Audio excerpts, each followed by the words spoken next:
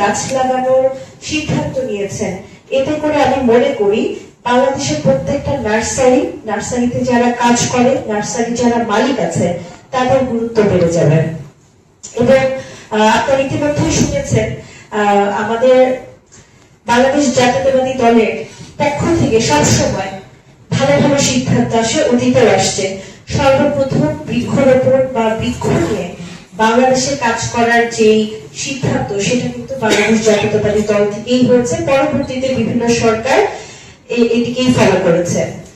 তো আমি যেটি বলতে চাই সেটা হচ্ছে যে বৃক্ষ নিয়ে তো আমরা অনেক কথাই বলি, যে চারা আরো কিভাবে আমরা নার্সারি গুলোকে আরো বেশি সমৃদ্ধশালী করতে পারি, কিভাবে নতুন নতুন চারা তৈরি করা যাবে, কিভাবে আমরা গাছে সমৃদ্ধশালী হবো, সেটা নিয়ে তো সবসময় কথা বলা হয়। কিন্তু আমি জাস্ট একটা গল্প বলবো, যে আপনারা তো সবাই আমাকে জানেন, আপনাদের কারো সন্তান বা কারো বোন আমি যখন 2018 সালে ইলেকশনের জন্য আমার কে নির্দেশনা দেওয়া হলো শেরপুর সদর আসার, তখন আমি খুব ভয় পেয়েছিলাম এবং আমি মনে করতাম যে এই একটা এলাকায়, এটা যদিও আমার দাদা বাড়ি, কিন্তু এই এলাকায় কিভাবে থাকবো বা কিভাবে কাজ করবো, কিভাবে সকলের সাথে মিশবো।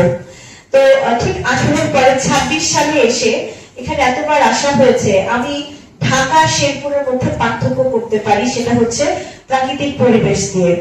যে ঢাকা এত গরম, মানে এত মানে টেম্পারেচার বেশি থাকে, এনভায়রনমেন্টটা এত মানে ওয়ার্ম থাকে যে যে কোনো কাজ করতে গেলে ক্লান্তি চলে আসে এবং কোনো আরাম লাগে না।